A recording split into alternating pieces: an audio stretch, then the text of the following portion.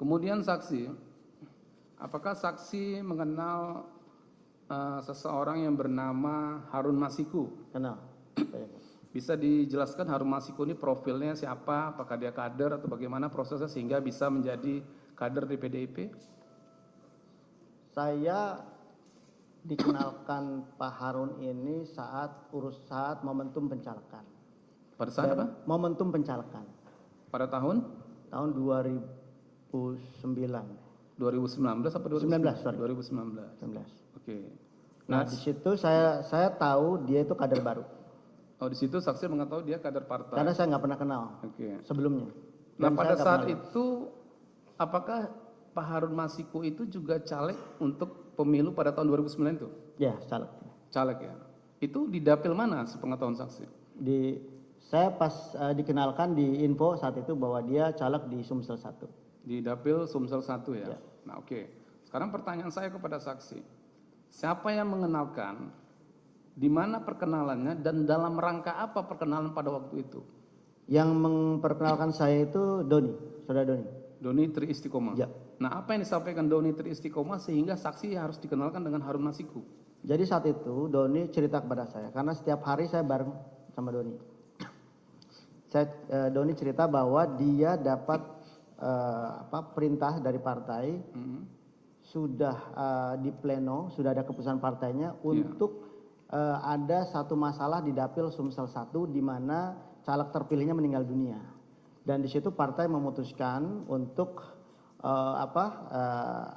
keputusan partai itu untuk mengisi calon caleg terpilih di situ menjadi Harun Masiku. Sebentar saksi ya. Ya. Yang disampaikan Doni itu yang meninggal itu salah satu caleg atau caleg yang mendapatkan suara terbanyak pada waktu itu? Caleg yang kebetulan suaranya terbanyak. Itu yang disampaikan Doni ya? Sampai Doni. Jadi kita ngobrol dulu. Ngobrol ya? Diskusi dulu, ini apa ceritanya kan, seperti apa. Dia dapat penugasan itu dan dia minta bantu dibantu support, dan kemudian setelah itu ya sudah, mana orangnya kan gitu. Pada saat itu saksi kan menceritakan mendapatkan tugas partai untuk apa tadi? Untuk apa tadi tugasnya? Tugas Doni tadi yang disampaikan ke saksi. Doni itu untuk dia cerita dulu. Ya, ceritanya apa? Dia cerita bahwa dia dapat tugas dari partai. Ada satu case di dapil Sumsel 1 di mana caleg terpilih yang suaranya terbanyak itu meninggal dunia, dan kemudian atas nama Najrun Kemas, dan suara terbanyak berikutnya itu Rizky Aprilia. Kemudian dia diminta bantu untuk menyusun sebuah fatwa yang diajukan ke Mahkamah Agung untuk supaya suara caleg terpilih yang meninggal ini diserahkan ke partai supaya partai punya otoritas memberikan suara itu kepada siapa sesuai dengan keputusan partai. Nah, di situ dia bilang bahwa sudah ada keputusan pleno Harun Masiku yang ditetapkan menjadi caleg penggantinya. Di situ, dan kemudian Doni ya udah saya kenalin nih ke Harun Masiku. Di situlah saya kenalan. Ya. Nah, pada saat itu Doni menceritakan yang memberikan tugas kepada dia itu siapa? Pak Sekjen. Pak Sekjen ya. Nah, kemudian pertemuan saksi dengan Pak Doni dengan Harun Masiku itu di mana pada waktu itu? Saya lupa tempatnya. Biasanya bertemunya di mana? Kita biasa di kafe. Gitu. Ya, di kafe mana? Banyak ada di situ, yang paling dekat kan ada Megaria, terus dia ada di kafe yang di mall-mall seperti itu. Ya, ini kan ada di DP saksi nomor 27, biasanya ketemu di Metropol Menteng atau di Mall Plaza Indonesia Grand Hyatt. Ya, betul. Seperti itu ya, sering ketemu di situ ya. Betul. Baik. Nah, kemudian saksi ya, pada saat pertemuan bertiga tadi, ya kan saksi diminta. Ya. Permintaannya apa? Diminta oleh Doni. Doni apa yang disampaikan pada saksi? Diminta bantu. Diminta untuk bantu untuk menjalankan misi ini. Menjalankan misi. Ya. Apa istilahnya? Menjalankan bahwa misinya cuma hanya dua di situ. Satu, turun dari Mahkamah Agung itu semacam fatwa. Ya kan? Yang kedua adalah bagaimana Harun karena sudah dapat keputusan partai seperti itu harus jadi DPR RI. Gitu. Ya. Baik. Berarti pada saat itu Doni Istiqomah itu ada mengatakan akan mengawal perintah dari terdakwa ya? Ya. Selaku sekjen untuk pengurusan Harun Masiku. Ya. Ya. Baik. Nah, kemudian pada saat itu apa yang saksi sampaikan kepada Harun Masiku dan Doni setelah ada permintaan dari Doni? Ya, kami di situ diskusi Pak Jaksa. Ya. Ingat saya itu kita memang sebelum melangkah kita harus detailkan dulu materinya. Kita simpulkan di situ hanya ada 3 cara untuk mengganti untuk mengisi Harun ke jabatan tersebut. Yang pertama adalah pemecatan. Ya. Yang pertama adalah PAW, sorry. Oke. Nah, di PAW itu untuk melakukan pergantian antar waktu dari Rizky kepada Harun, jalannya tunggal, hanya pemecatan sebagai anggota, dan itu tidak mudah. Itu dianggap hal yang tidak mungkin. Kenapa? Karena saat itu PD Perjuangan kan sudah menjadi partai modern, Pak Jaksa, di mana artinya memang ini organisasi, semua tata perilakunya, tata organisasinya sudah diatur oleh regulasi, oleh peraturan partai, sehingga itu kita geser, tidak mungkin. Yang kedua lewat jalan normatif. Yang kedua lewat jalan minta Rizky mundur. Itu diskusi kami saat itu pertama. Minta Rizky mundur ya? Itu salah satu solusi. Ya. Itu pun hampir tidak mungkin, karena kan mana ada orang yang sudah berdarah-darah menjadi DPR rela mundur begitu saja tanpa kompensasi. Kalaupun dengan kompensasi itu belum tentu kan. Itu yang kedua. Yang ketiga adalah secara normatif melalui jalur hukum. Ya. Nah, Doni saat itu sedang mengupayakan fatwa Mahkamah Agung. Jadi jalan itu yang kita tempuh saat itu. Ya. Dan di situ saya sama Doni, oke, kita jalan. Gitu ya. Itu. Oke, sampai situ dulu ya. Ya. Saya ingin mempertegas nih. Ya. Nah, pada saat saksi ikut terlibat ya, ikut membantu lah, jangan terlibat, ikut membantu pengurusan Harun Masiku ini. Ya. Sebenarnya, ya, ini di persidangan ini ya, sebenarnya saksi itu diminta oleh Doni atau saksi yang minta ke Doni supaya saksi diikut sertakan? Awalnya saya tidak tahu Doni itu ngurus apa. Ya. Saya tidak tahu Doni juga sudah kenal sama Harun, saya tidak tahu. Doni yang memproklamirkan diri bahwa dia ada agenda ini. Kemudian dia ajak saya. Baik. Nah, pada saat saksi bertemu dengan Harun Masiku itu sudah ada ini belum? Penetapan bahwasanya Harun Masiku sudah ditetapkan caleg nomor berapa gitu? Oh, itu sudah selesai pileg, Pak Jaksa.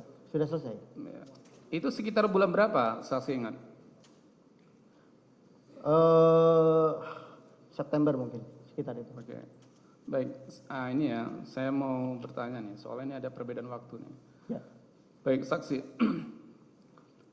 Nah, apakah terkait dengan pengurusan Harun Masiku, ya, saksi pernah dipanggil oleh terdakwa untuk mendapatkan arahan terkait dengan urusan Harun Masiku ini? Ya. Itu kapan?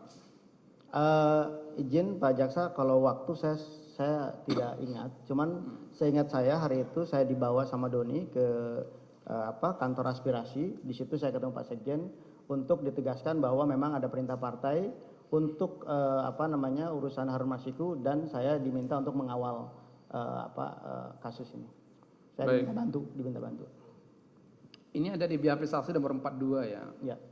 Di nomor 42, kemudian 43 juga, dan BAP nomor 31, 30 ya. Nah, di BAP ini saksi mengatakan bahwa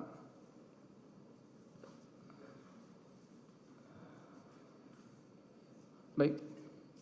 Nah, di BAP ini saksi mengatakan saksi dipanggil atau dibawa oleh Doni pada waktu itu. Seingat saya, karena Pak Sekjen juga tidak tahu saya dilibatkan. Seingat saya dipanggil, dibawa sama Doni untuk di rumah aspirasi ya? Betul. Di Jalan Sultan Syahrir nomor 12A Jakarta Pusat, benar ya? Betul. Nah, di BAP saksi nomor 42 ini saksi mengatakan di pertengahan tahun 2019. Ya, mungkin. Nah, makanya saya mau bertanya dulu nih. Duluan dipanggil oleh terdakwa atau duluan saksi bertemu Doni? Mana duluan? Doni dulu. Doni dulu. Nah, berarti ini masih di pertengahan tahun 2019. Ya. Seperti itu ya? Betul. Nah, kemudian pada saat itu apa arahan dari terdakwa kepada saksi dan Doni istri Istiqomah? Bahwa satu, saya sudah jelaskan juga di BAP bahwa ini ada keputusan partai, tolong dikawal. Ya, awal seperti itu ya? Ya. Nah, saksi ada bertanya pada waktu itu, kenapa harus Harun Masiku gitu? Ada nggak? Dulu sebagai kader kita nggak hanya menjalankan tugas ya. Baik. Nah kemudian saksi ya, terkait dengan kronologis ya,